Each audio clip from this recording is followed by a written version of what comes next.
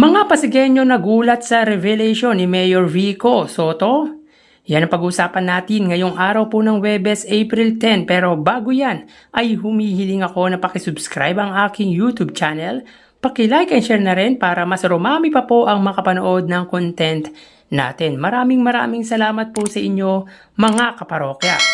So yun nga mga kaparokya, kahapon po ay sinagawa ang joint rally or yung joint caucus ng Giting ng Pasig District 1 and District 2 sa Barangay Palatiu, Bilog, at sobrang dami po ang pumunta mga kaparokya. Ang daming sumuporta kay Mayor Vico Soto na talagang hiyawan ang mga Pasigueño kapag si Mayor Vico Soto na po ang magsasalita. Sabi nga ni Mayor Vico Soto, nakakataba ng puso ang pagtanggap at pagmamahal ng mga ito sa kanya. Pero isa sa napansin ko mga kaparokya at sobrang nakakatuwang makita yung stage na ginamit po sa isinagawang caucus dahil hindi siya yung typical na stage kundi nakatungtong lang po sila sa isang track. So talagang ayaw ni Mayor Vico Soto ang magarbong caucus kundi simple lang yung walang gastos.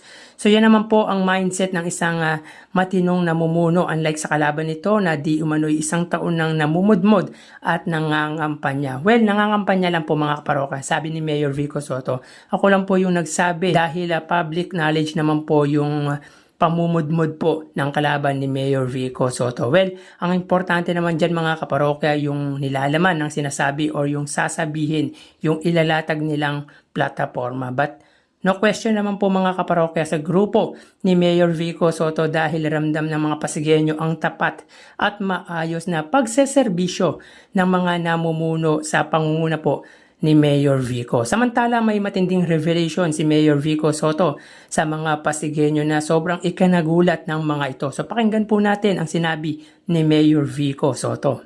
Paliwanag, hindi po kami.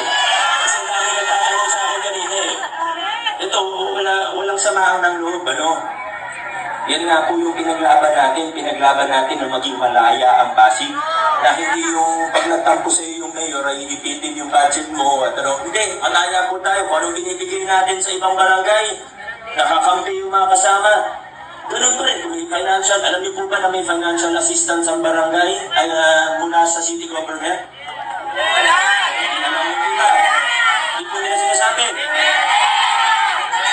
Kada barangay, pag maliit na barangay, may 3 million kada taon.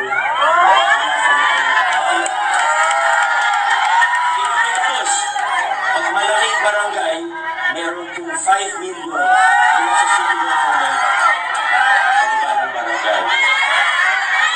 So yun nga mga kaparokya, ayon di umano kay Mayor Vico Soto ay may financial assistance na ibinibigay po ang Pasig LGU sa bawat barangay nito. Ayon din dito ay 3 million sa maliit na barangay at 5 million sa malaking barangay. Again, sabi po yan ng butihing mayor. So shout out po pala sa Barangay Palatiu yung nagsabing na pag-iiwanan na daw di umano ang Pasig. Akala ko ba walang sigla ang Pasig? Maliit po ba yung financial assistance na ibinigay po ng LGU? At nasabi nyo din po ba sa constituent nyo na may ibinigay po ang Pasig LGU sa barangay nyo? Anyways, so bakit nga po pala nasabi or ipinalam ni Mayor Vico Soto yung patungkol po dito?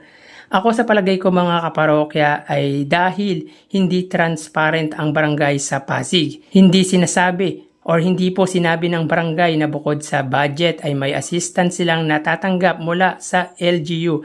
Kasi mga kaparokya hindi naman ipababatid ni Mayor Vico yung patungkol po dito kung walang nagtanong sa kanya, which is para po sa akin ay tama lang po na ipaalam niya ito sa mga constituent niya.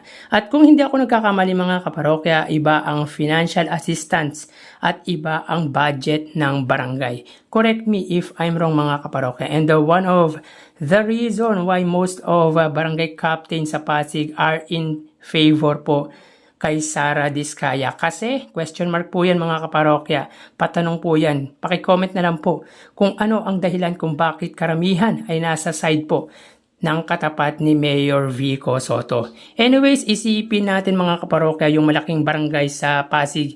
May 20 million na budget plus 5 million financial assistance. So, 25 million po yan mga kaparokya. Meaning ay malaking halaga po yan. Kasi hindi naman po lahat lalapit sa barangay. Dahil mostly naman po ang lumalapit sa barangay yung mga namatayan, nasunugan, at kung ano-ano pa. Kaya yung 5 or 3 million hindi basta-basta mauubos yan sa isang taon unless kung ibinulsa po. Kaya maganda din po talaga dapat maging transparent ang barangay or lahat ng city dito sa ating bansa or lungsod para at least malaman po ng mga taong bayan kung saan napupunta at kung saan ginagastos ang pera na pinaghirapan po ng mamamayan. Kaso ang problema dito mga kaparokya, tanging ang LGU lang ang transparent, kaya siguro halos lahat ng barangay captain ay ayaw kay Mayor Vico. Kaya tandaan nyo mga kaparokya, yung mga barangay captain na kumalaban po kay Mayor Vico Soto. Matuto na po kayo, lalo na po sa barangay captain na nagsabi pong nawala na po ang kultura ng mga Pasigueño, nawala na po yung sigla sa Pasig. Tama naman po siya mga kaparokya, nawala na nga po pala ang kultura ng pagnanakaw, pangungurakot, pandarambong at pananakot. So malamang maraming magagalit kay Mayor Vico Soto na barangay captain dahil po sa ibinunyag niya. Mga barangay captain po na ayaw ng good governance. Kaya maganda din po talaga na sinusubaybayan po natin ang bawat galaw ng pinakamagaling na city mayor sa bansa dahil kayamanan po ng ating bayan si Mayor Vico Soto. Anyways, for me, para sa akin po mga parokya, in general po to, hindi lang po ito sa Pasig. People should have known the budget allocate ng bawat barangay dahil karapatan naman namin or natin malaman yon kasi tayo or yung taong bayan po ang nagpapasweldo sa mga government officials through our taxes. So hanggang dito na lang po tayo mga parokya. Magsiingat po tayo. Thank you and God bless.